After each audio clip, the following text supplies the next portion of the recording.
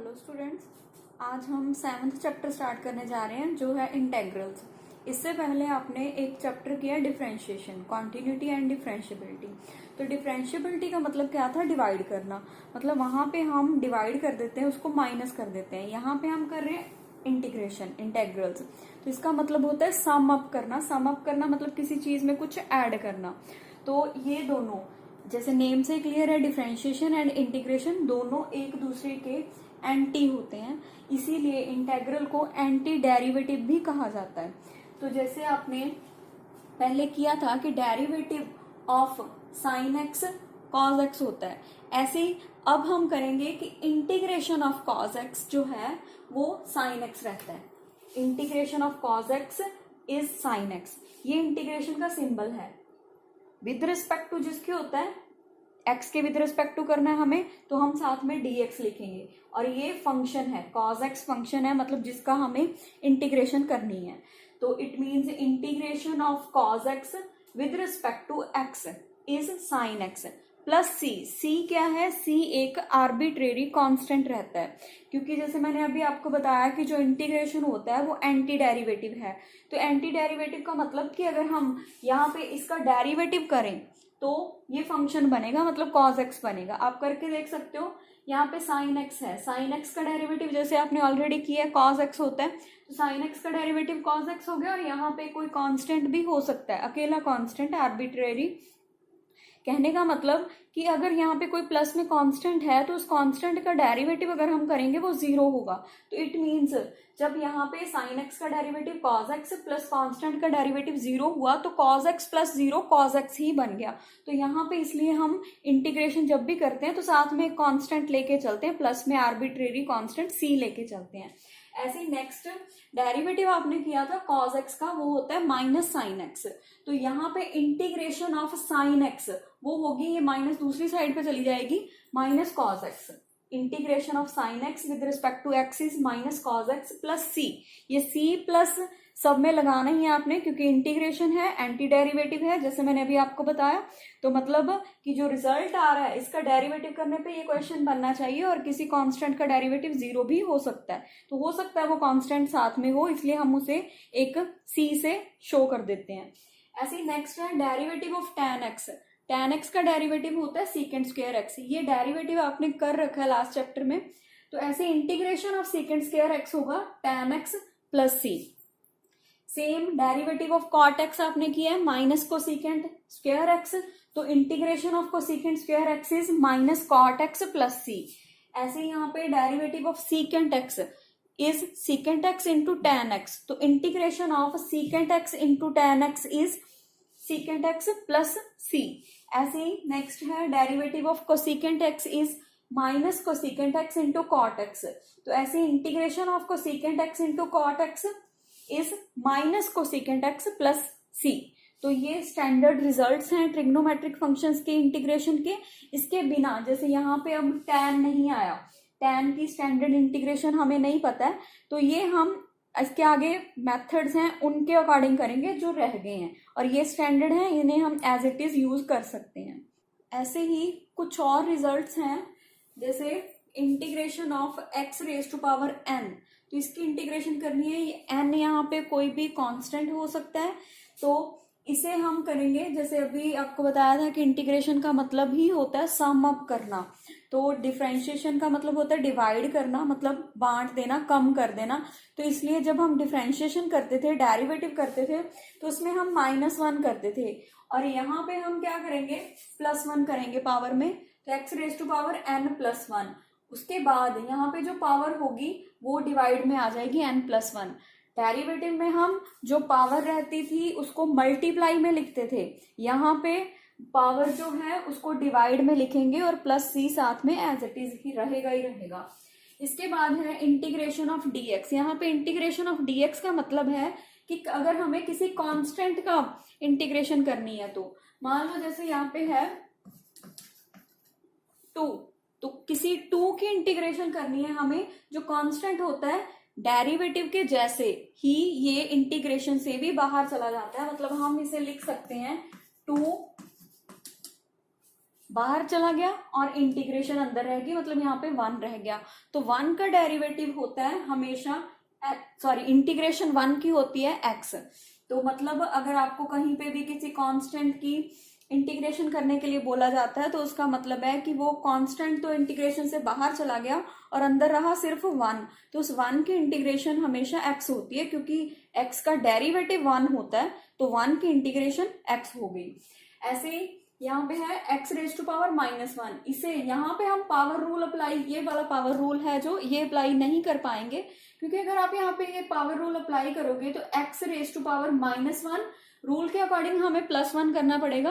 तो -1 + 1 0 बन गया, x पावर 0 ओवर वही पावर यहाँ पे डिवाइड में आ जाती है, तो नीचे 0 आ जाएगा, डिनोमिनेटर में 0 आएगा, जो एग्जिस्ट नहीं करता है, अनडिफाइंड होता है। इसलिए x रेज टू पावर -1 को हम ऐसे सॉल्व नहीं कर सकते हैं, हम इसे 1/x लिख के सॉल्व करते हैं। तो 1/x का इंटीग्रेशन रहेगी log mod of x + c। जैसे आपने डेरिवेटिव में किया, log x का डेरिवेटिव होता है 1/x, ऐसे ही 1/x की इंटीग्रेशन होती है log x, और +c साथ में हमें रखना ही है। ऐसे ही नेक्स्ट है integration of a raise to power x dx। यहाँ पे हमने किया वेरिएबल की पावर कांस्टेंट, यहाँ पे हम कर रहे हैं कांस्टेंट की पावर वेरिएबल। तो a raise to power x, इसकी इंटीग्रेशन होगी a raise to power x ही होगी, और साथ में जो कांस्टेंट है बेस है वो log a में आ जाएगा डिनोमिनेटर में।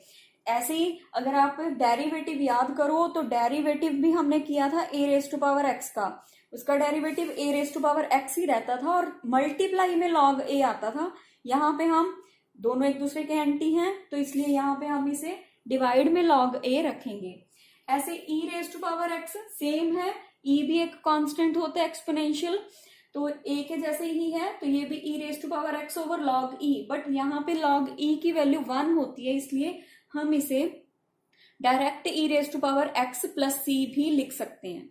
ऐसे नेक्स्ट है, जैसे आपने डेरिवेटिव किया था इनवर्स ट्रिग्नोमेट्रिक फंक्शंस का, तो साइन इनवर्स x का डेरिवेटिव आपने किया था 1/√1 - x²। तो ऐसे ही 1/√1 - x² की इंटीग्रेशन होगी साइन इनवर्स x। और जब आपने कॉज इनवर्स x का डेरिवेटिव किया था तो sine inverse and cause inverse का डेरिवेटिव जो था वो सेम था, बस कॉज इनवर्स में हम माइनस लगा देते थे यहाँ पे। तो अब इसकी इंटीग्रेशन माइनस यहाँ पे, मतलब दोनों ही हो सकती हैं, या तो साइन इनवर्स x + c या फिर minus cos inverse x + c। ऐसे इंटीग्रेशन ऑफ 1/1 + x², इसकी integration tan inverse x + c या फिर minus cot inverse x + c होगी। Same integration of 1/mod x into √x² - 1, तो इसकी इंटीग्रेशन होगी सीकेंट इनवर्स x + c या फिर minus cosecant inverse x + c। तो ये स्टैंडर्ड रिजल्ट्स हैं, ये आपको याद करने पड़ेंगे। इसके बाद हम क्वेश्चंस करते हैं इसके। यहाँ पे मैंने ये 4 सिंपल से क्वेश्चन लिए, क्योंकि अभी हम स्टार्ट कर रहे हैं चैप्टर, तो हम पहले बिल्कुल बेसिक्स से स्टार्ट करेंगे। तो यहाँ पे मुझे इंटीग्रेशन करनी है cos 3x की, तो यहाँ पे cos के साथ एंगल है 3x। तो पहले हम जो ट्रिग्नोमेट्रिक रेशियो है, मतलब cos है, इसकी इंटीग्रेशन करते हैं। जैसे मैंने अभी आपको बताया था कि cos x की इंटीग्रेशन होती है sin x, तो ऐसे cos 3x की इंटीग्रेशन रहेगी sin 3x। उसके बाद ये जो एंगल है 3x, इसका हम डेरिवेटिव करेंगे, लेकिन डेरिवेटिव में जो एंगल था उसका डेरिवेटिव मल्टीप्लाई में लिखते थे। मान लो अगर हमें, जैसे यहाँ पे मैं बोलूं कि मुझे cos 3x का डेरिवेटिव करना है अगर, तो उसे हम कैसे करेंगे कि cos का डेरिवेटिव होता है माइनस साइन 3x और एंगल है 3x, तो 3x का दोबारा डेरिवेटिव 3, तो ये 3 साथ में यहाँ पे मल्टीप्लाई में रहता है।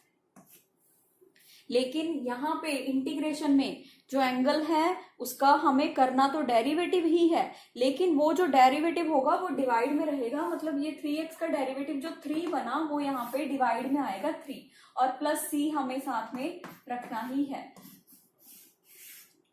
तो ये है cos 3x की इंटीग्रेशन, ये मैंने डेरिवेटिव करके बताया था आपको। ऐसे ही नेक्स्ट क्वेश्चन है हमारा integration of 3x² plus 4x³ अब ये दो टर्म्स हैं तो डेरिवेटिव के जैसे यहाँ पे भी हम इंटीग्रेशन सेपरेट कर सकते हैं। तो मैंने इन दोनों टर्म्स के साथ इंटीग्रेशन सेपरेट कर लिया।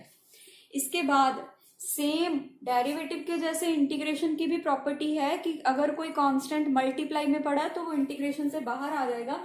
मतलब ये जो 3x² है, 3 यहाँ पे मल्टीप्लाई में है, ये हम यहाँ से हटा के बाहर लेके जा सकते हैं। सेम यहाँ पे भी ये जो 4 है इसे भी मैं यहाँ से हटा के इंटीग्रेशन के बाहर मल्टीप्लाई में लिख सकती हूँ। तो इसके बाद अब हमें इंटीग्रेशन करनी है x² की। तो x वेरिएबल है, पावर 2 कांस्टेंट है, तो इट मींस वेरिएबल की पावर कांस्टेंट वाला हम रूल अप्लाई करेंगे, पावर रूल अप्लाई करेंगे।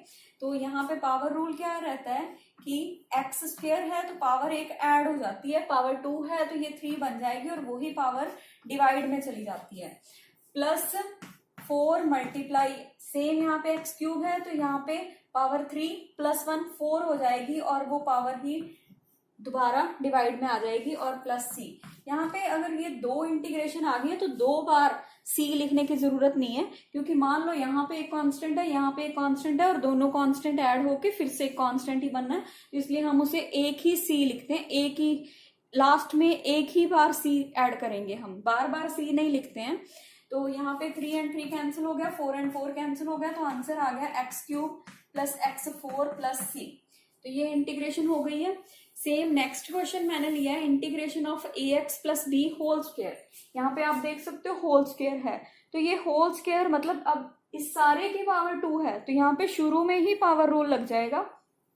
तो मतलब ax प्लस b की पावर 2 है तो 2 में 1 ऐड किया 3 हो जाएगी और वही पावर दोबारा नीचे आ जाएगी। फिर से हम बेस का दोबारा डेरिवेटिव करते हैं, लेकिन जब हम डेरिवेटिव डिफरेंशिएशन करते थे तो वो डेरिवेटिव मल्टीप्लाई में रहता था। अब हमें इंटीग्रेशन करनी है तो बेस का करना तो डेरिवेटिव ही है लेकिन वो डिवाइड में रहेगा। तो मतलब ax प्लस b का डेरिवेटिव, ax का डेरिवेटिव a और b एक कांस्टेंट है तो b का डेरिवेटिव 0 हो जाएगा। तो a प्लस 0 a, मतलब वो a यहाँ पे डिवाइड में आ जाएगा और plus c as it is. Same हम बात कर सकते हैं नेक्स्ट क्वेश्चन में। अब फिर से दो टर्म्स हैं तो यहाँ पे हम sin 2x dx इनको सेपरेट कर सकते हैं और ये 4 फिर से मल्टीप्लाई में कांस्टेंट है तो ये बाहर चला जाएगा, तो 4 यहाँ पे आ गया e⁻3x dx। तो इसके बाद sin 2x की इंटीग्रेशन हमें करनी है। sin 2x की इंटीग्रेशन क्या होगी, माइनस कॉस 2x और 2x का दोबारा डेरिवेटिव 2 जो कि डिवाइड में जाएगा। ऐसे ही 4 एज इट इज रहा, e⁻3x इसकी इंटीग्रेशन e⁻3x और 3x का दोबारा डेरिवेटिव 3 वो डिवाइड में आ जाएगा, तो यहाँ पे 3 और प्लस c हो गया। नेक्स्ट क्वेश्चन लिया मैंने integration of 4x⁴ minus 4x⁻5 dx। तो सेम रूल है, पहले मैंने दोनों टर्म्स के साथ इंटीग्रेशन सेपरेट कर लिया है। दोनों में 4 मल्टीप्लाई में था तो इसे कांस्टेंट की होने की वजह से मैं यहाँ पे मल्टीप्लाई में इंटीग्रेशन से बाहर लिख लूंगी। उसके बाद ये जो x⁴ है इसकी इंटीग्रेशन होगी x⁵, तो पावर एक ऐड हो जाती है और वही पावर डिवाइड में आ जाती है, तो x⁵/5 और ये 4 एज इट इज रहा मल्टीप्लाई में। यहाँ पे भी 4 मल्टीप्लाई में रहा, x⁻−5 है तो -5 + 1 -4 बन जाएगा और यहाँ पे और वही -4 डिवाइड में आ जाएगा, तो ये माइनस और माइनस कैंसिल होके प्लस बन गया। 4 and 4 कैंसिल हो गया तो यहाँ पे बचा x⁻4 और प्लस c हमें लिखना ही है, तो ये बना 4/5 x⁻5 plus x⁻4 plus c, ये इसका आंसर है। ऐसे नेक्स्ट 6th क्वेश्चन किया है मैंने 3/√x + 5 × x⁴ dx। तो पहले सबसे दो टर्म्स हैं, दोनों के साथ इंटीग्रेशन सेपरेट कर लेंगे। इंटीग्रेशन सेपरेट करने के साथ मैंने ये जो 3 कांस्टेंट है इसे बाहर लिख लिया और यहाँ पे x की पावर हो जाएगी -1/2। स्क्वायर रूट का मतलब होता है पावर 1/2, लेकिन हम उसे न्यूमरेटर में लेके गए हैं तो इसका मतलब वो हो जाएगा -1/2 और ये 5 मैंने बाहर लिख लिया, यहाँ पे बचा x⁻4। इसके बाद यहाँ पे हम इंटीग्रेशन कर रहे हैं, 3 एज इट इज है, तो यहाँ पे पावर 1 ऐड हो जाएगी, तो x रेज टू पावर -1/2 + 1, तो -1/2 + 1 होगा 1/2, और वही पावर डिनोमिनेटर में आ जाती है। यहाँ पे भी सेम है, x रेज टू पावर 4 की integration x raise to power 5/5, तो बाद में ये 5 और 5 कैंसिल हो जाएगा, और यहाँ पे ये 1/2 रेसिप्रोकल होके 2 बन गया मल्टीप्लाई में, तो 3 × 2 6 आ गया, और यहाँ पे x रेज टू पावर 1/2 बचेगा, और उससे मैंने स्क्वायर रूट लिख लिया है। आप x रेज टू पावर 1/2 भी छोड़ सकते हो या फिर उसे स्क्वायर रूट x लिख सकते हो, तो ये इसका आंसर हो गया। ऐसे ही नेक्स्ट क्वेश्चन है x² + 3x + 4 over square root x, तो ये स्क्वायर रूट x पूरे के नीचे है, तो मतलब हम इसे सेपरेट कर सकते हैं डिनोमिनेटर को, तो जब डिनोमिनेटर सेपरेट किया ये बना x² ओवर रूट x, यहाँ पे बना 3x ओवर रूट x, और यहाँ पे बना 4 ओवर रूट x।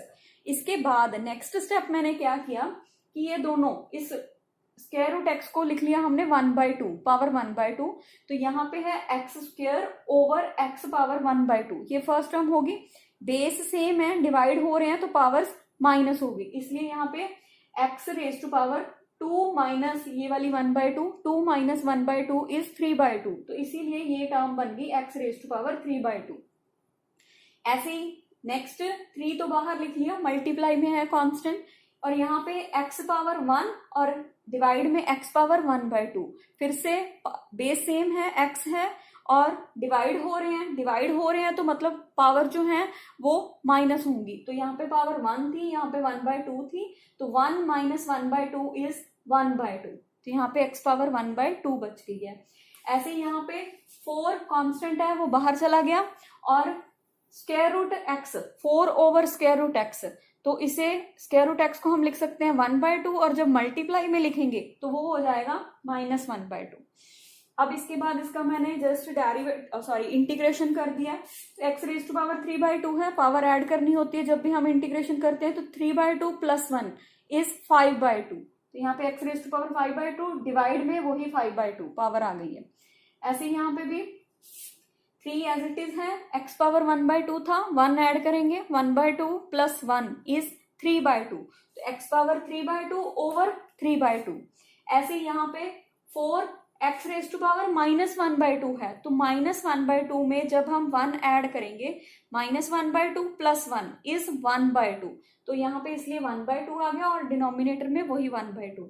इसके बाद ये 5/2 है डिवाइड में, तो ये मल्टीप्लाई में जाके रेसिप्रोकल हो जाएगा, मतलब 2/5 बन गया। ऐसे यहाँ पे 3 तो एज इट इज रहा, ये 3/2 2/3 बन गया, तो 3 × 2/3, फिर से 3 और 3 कैंसिल हो गया, तो 2 बच गया।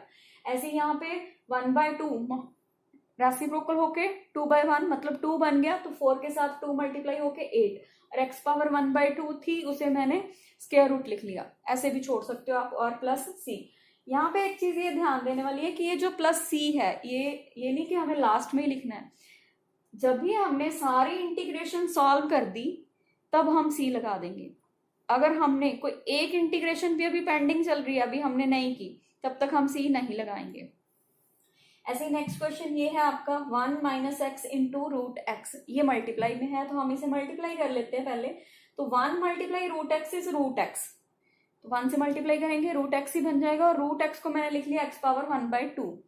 ऐसे ही यहाँ पे x मल्टीप्लाई √x, अब इस x को अगर मैं पावर 1/2 लिख लूं, यहाँ पे पावर 1 है, तो बेस सेम है x एंड x, इसकी पावर 1 है, इसकी पावर 1/2 है, और मल्टीप्लाई हो रहे हैं ये, तो मतलब पावर्स ऐड हो जाएंगी, एंड 1 एंड 1/2 जब ऐड करेंगे वो बन जाएगा 3/2, तो इसलिए यहाँ पे मैंने लिखा x रेज टू पावर 3/2।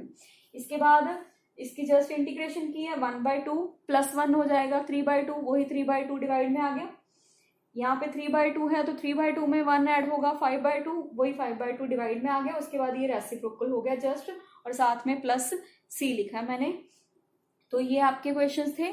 इसके बाद नेक्स्ट करते हैं, हम क्वेश्चन लिया है integration of square root 1 - cos 2x dx। अब ये स्क्वायर रूट में होने की वजह से ये अलग नहीं हो सकते, तो हम क्या करेंगे, हम ट्राई करते हैं कि ये जो स्क्वायर रूट है ये कैंसिल हो जाए, और स्क्वायर रूट कैंसिल होगा जब हम इसे स्क्वायर बना देंगे। तो स्क्वायर बनाने के लिए हम 1 को लिख लेते हैं sin² x + cos² x, और cos 2x का फॉर्मूला पुट कर दिया मैंने, cos square x minus sine square x, ये माइनस एज इट इज यहाँ पे है।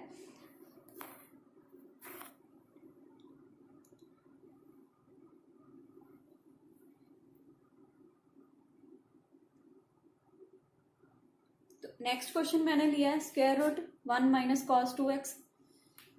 तो 1 माइनस कॉस 2x है, तो स्क्वायर रूट तो कैंसिल नहीं हो सकता, खत्म नहीं हो सकता, अलग भी नहीं हो सकता, तो हम क्या करेंगे, स्क्वायर बना लेते हैं ताकि ये स्क्वायर रूट हम रिमूव कर सकें। तो उसे स्क्वायर बनाने के लिए 1 को मैंने लिख लिया sign square x plus cos square x, और कॉस 2x का फॉर्मूला पुट कर दिया मैंने cos square x minus sign square x. उसके बाद माइनस होने की वजह से साइन चेंज हो जाएंगे, तो ये बन गया माइनस कॉस स्क्वायर एक्स।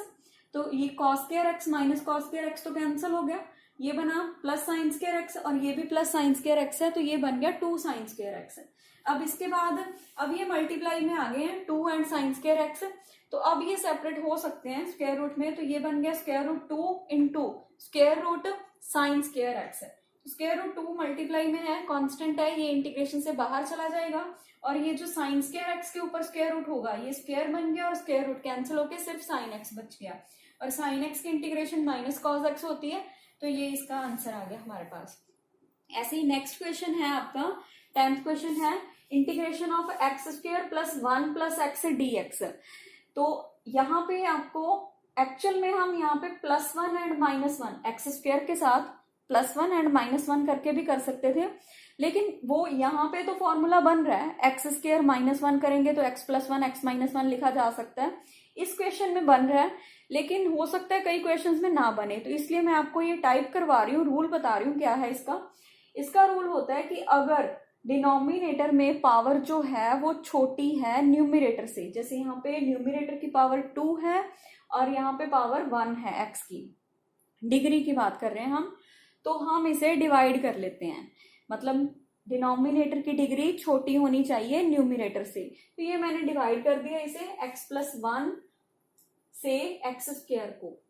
तो ये डिवाइड करने के बाद ये मेरे पास आया x + 1 डिवाइजर हो गया, x - 1 कोशेंट हो गया, 1 रिमाइंडर हो गया, और ये एक्स स्क्वायर डिविडेंड था। तो अब जैसे आपको पता है कि dividend is equal to divisor multiply quotient plus remainder होता है, तो यहाँ पे डिविडेंड क्या है एक्स स्क्वायर, तो उस एक्स स्क्वायर को मतलब इस एक्स स्क्वायर को, ये जो डिवाइड में है 1 + x, इसे मैंने एज इट इज रखा है, कुछ नहीं किया इसके साथ, तो ये जो डिविडेंड है डिविडेंड की जगह पे मैं divisor multiply quotient plus remainder लिख रही हूँ। तो डिवाइजर था x + 1, कोशेंट था x - 1, ये मल्टीप्लाई प्लस रिमाइंडर 1 आया मेरे पास, तो 1। तो जस्ट मैंने एक एल्गोरिदम, डिवीजन एल्गोरिदम जो आपने 10th क्लास में पढ़ी थी वो यूज किया यहाँ पे। उसके बाद मैंने सेपरेट कर दिया इस टर्म के साथ, डिनोमिनेटर 1 + x सेपरेट हो गया, और यहाँ पे 1 के साथ 1 + x सेपरेट हो गया, तो यहाँ पे x + 1 कैंसिल हो गया, x - 1 बचा, उसके साथ फिर से इंटीग्रेशन ऑफ 1 x ही होता है। यहाँ पे ये तो मैंने आपको बताया था कि integration of 1/x dx log x होता है। एक्चुअल में ये रूल क्या है कि अगर डिनोमिनेटर का डेरिवेटिव पड़ा है न्यूमरेटर में, तो उसकी इंटीग्रेशन, पूरे की इंटीग्रेशन क्या होगी, लॉग ऑफ दैट डिनोमिनेटर। मतलब जैसे यहाँ पे x है डिनोमिनेटर, इसका डेरिवेटिव, x का डेरिवेटिव 1 होता है और न्यूमरेटर में 1 है, तो इट मीन्स जब अगर ऐसी कंडीशन आ रही है तो हम क्या करेंगे, लॉग ऑफ दैट डिनोमिनेटर कर देंगे, मतलब लॉग ऑफ x बन गया। ऐसे यहाँ पे आप देख सकते हो कि x + 1 है, तो x + 1 का डेरिवेटिव क्या होगा, x का 0, तो मतलब 1 ही होगा, वो ऊपर है ही न्यूमरेटर में यहाँ पे,